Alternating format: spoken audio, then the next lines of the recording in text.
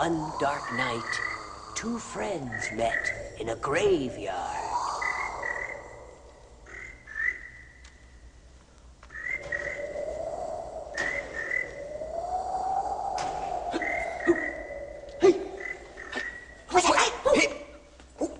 Sidney! Oh, Morris.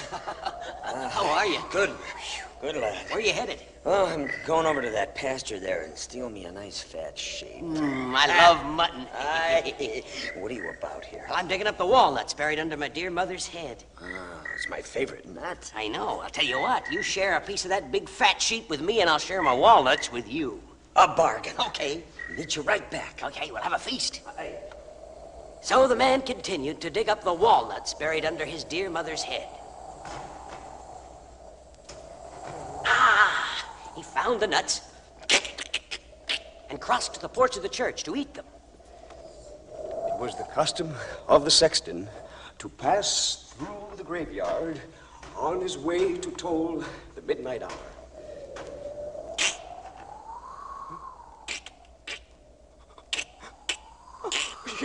He ran to call the parson! Parson! I'm coming.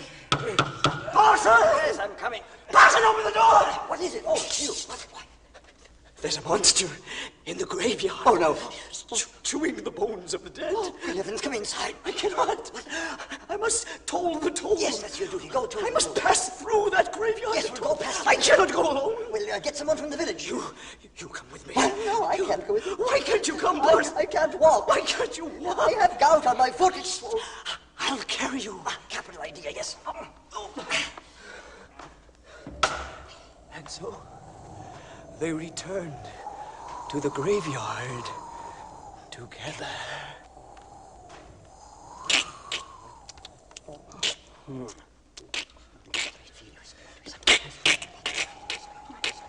The man, seeing the two figures, thought it was his friend returning with the sheep.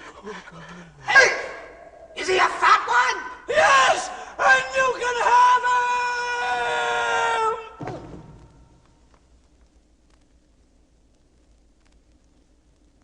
Aesop tells us of a man who once loved his cat very, very much. Meow.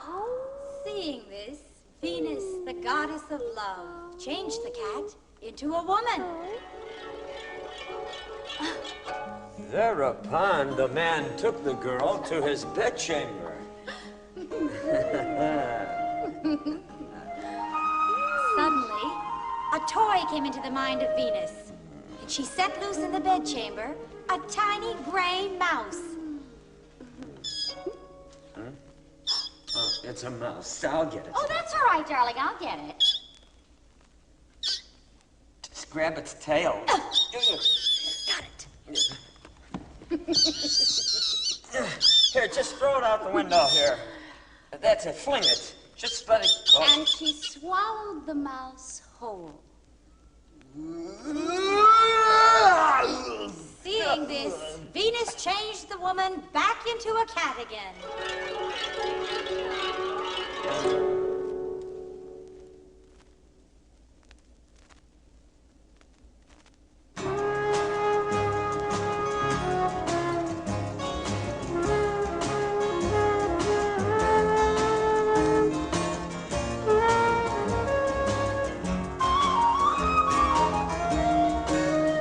One day, an old man and his wife were standing in front of their miserable house resting after a day's work, when suddenly a splendid carriage drawn by 6 black horses came driving up. And a richly dressed man descended.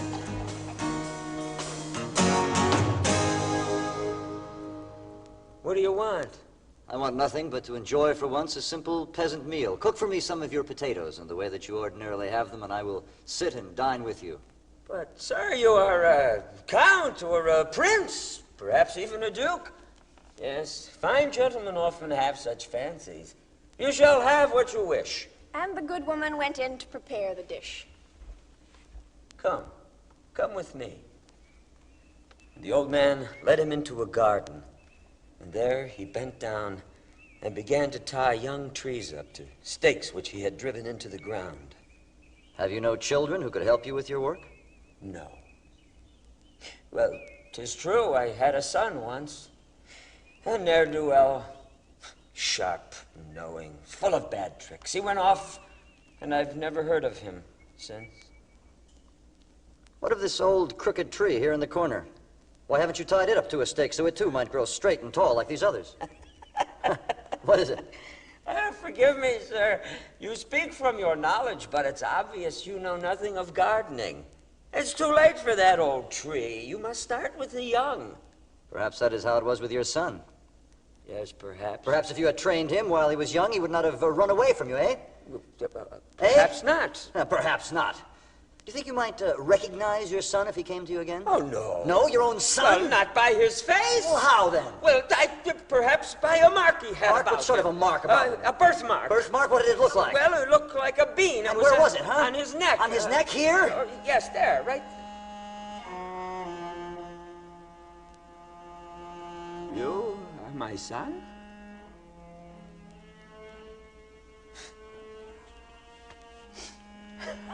Father? Where have you been? How could you be my son? I mean, to live in such wealth and luxury. Well, what have you done to contrive this? I've become a thief. But I'm no common, ordinary criminal. I have become a master thief. I steal from the rich. A thief is still a thief. If your godfather, our count up there in his castle, were to learn of this, do you imagine he would hold you in his arms as he did at your christening? My son, he would hang you from the highest altar. Be easy, Father. I fear no harm from him. I understand my trade. I shall pay a call on the Count this evening. And with that, the old man took him to see his mother. And when she heard that was her son, she wept for joy. But when he told his mother that he had become a thief, A second stream flowed down her face. Still he is my son, and my eyes have beheld him once again. And they went in to fetch the wretched food which he had not tasted in so very long. that night, the master thief rode off to the Count's castle. Dear landlord, please don't put a price on my soul. My burden is heavy, my dreams are beyond control. When that steamboat whistle blows, I'm gonna give you all I've got to give, and I hope that you receive it well, depending on the way you feel that you live. The Count received him civilly as he took him for a distinguished man. But when the stranger revealed himself, The Count grew pale and was silent for some time. You are my godson, therefore mercy shall take the place of justice. Since you pride yourself on being a thief, I'll put your art to the proof. And if you do not stand the test, then you shall marry the rope maker's daughter, and the croaking of the raven shall be your music upon the occasion. think of 3 things, Sir Count. 3 tests as difficult as you like, and if I do not pass them, you may do with me as you wish. Well, and you shall steal the horse I keep for my own riding from out of the stable. You shall steal the sheet from beneath the bodies of my wife and myself while we are asleep without our observing it, and the wedding ring of my wife as well. And you shall steal away from out of the church the parson and the clerk. Mark what I'm saying to you, for your life depends upon it. That night, the master thief dressed himself in the garments of an old woman. He painted wrinkles of age onto his face, and into a cask of Hungarian wine, he added a powerful sleeping potion. With the cask upon his back, he slowly made his way into the courtyard of the Count.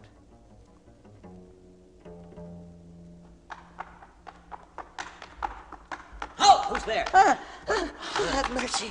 Have mercy. Who is it? Just an old lady. It's all right. Thank you. Well, what have you got there, Mother? A fine cask of rare old Hungarian wine, young sir. Perfect! But you see, God wills that I must live by trade, so for money and kind words, I'm willing to let you have a healthy Here's cup. a coin. Thank you, yes. Fill it up. Yes. And you, sir? Yes, thank you.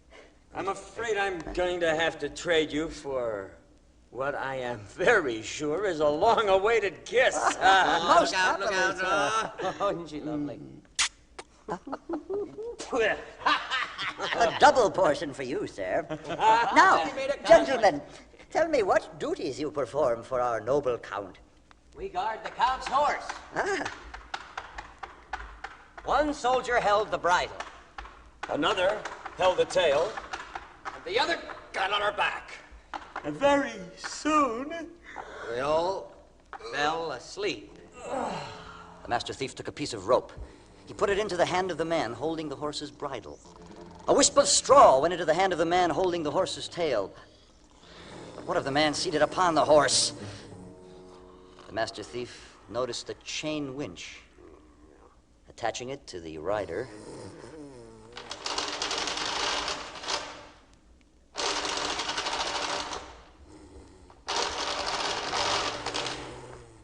and silently, he led the horse from out of the courtyard.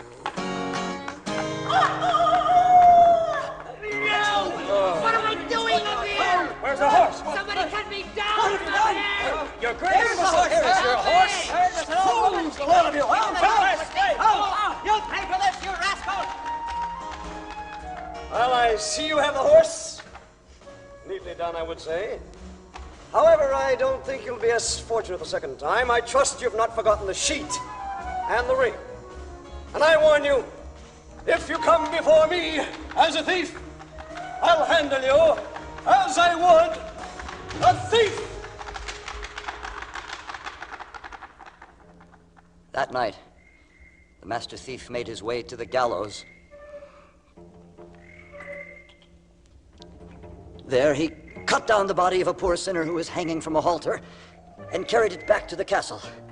Outside the Count's bedroom window, he put up a ladder, and with the corpse upon his back, began to climb. Inside the castle, the Countess was preparing for bed. She clasped the hand with the wedding ring tightly together. Husband, do you think the thief will come? Of course the thief will come. Good. All the doors are locked and bolted. Excellent. Should he decide, however, to enter through this window, Yes, dear. I will kill the thief. What fun. The master thief raised the body of the corpse until its head shone in the window. I shot the thief. He's lying down there dead. Are you certain? Of course I am. I'm a crack shot. You know that. Oh, yes, dear. I'll go down and bury the poor fool. Wait, why not send the guards? Why must you go? My dear, my dear. I don't wish to stay here alone. Stay here and remain calm, my dear. You always say that.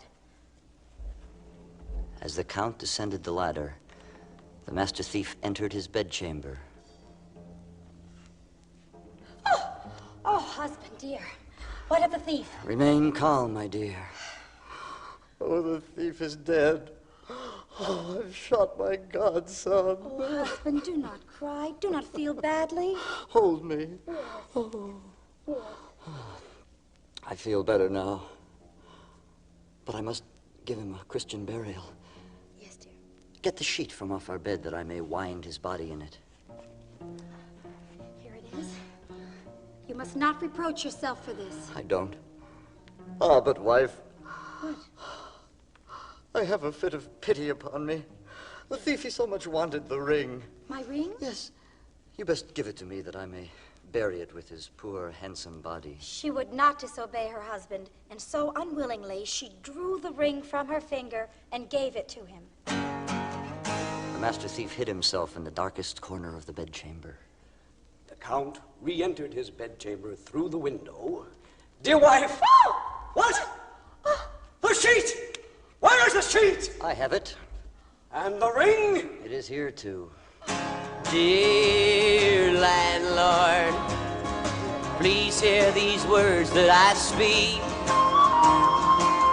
I know you've suffered much, in this you are not so unique. Now all of us at times have tried too hard to have it too fast and too much.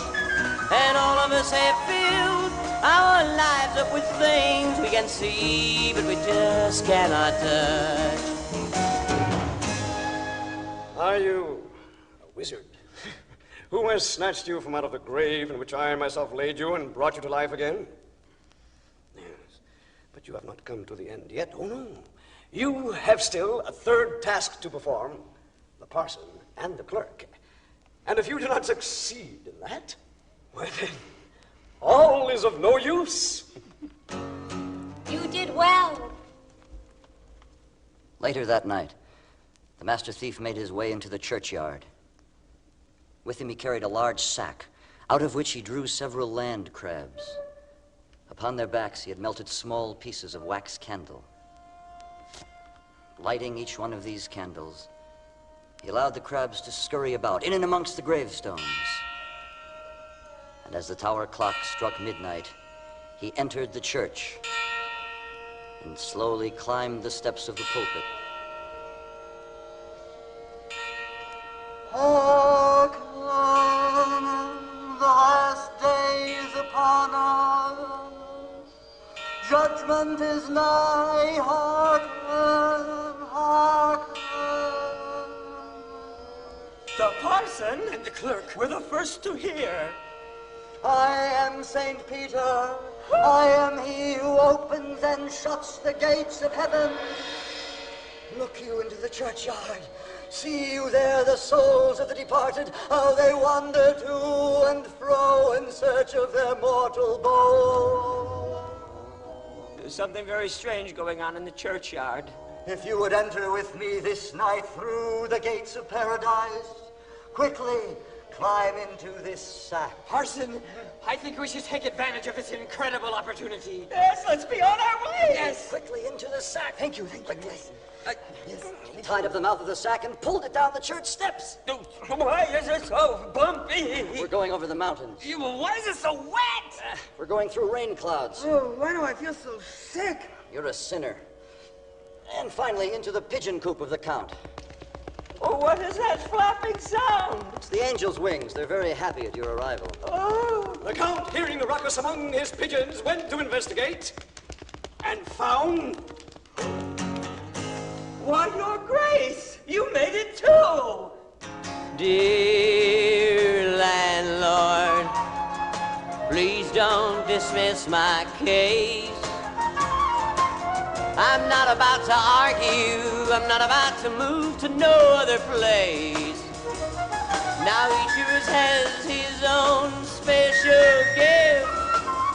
You know this was meant to be true. And if you don't underestimate me, I won't underestimate you. You are an arch thief. You've won your wager for once. You escape with a whole skin. But see that you leave my land at once. For if you ever set foot on it again, you may count on your elevation to the gallows. So the master thief took leave of that country. He went forth into the wide world, and no one has heard of him since.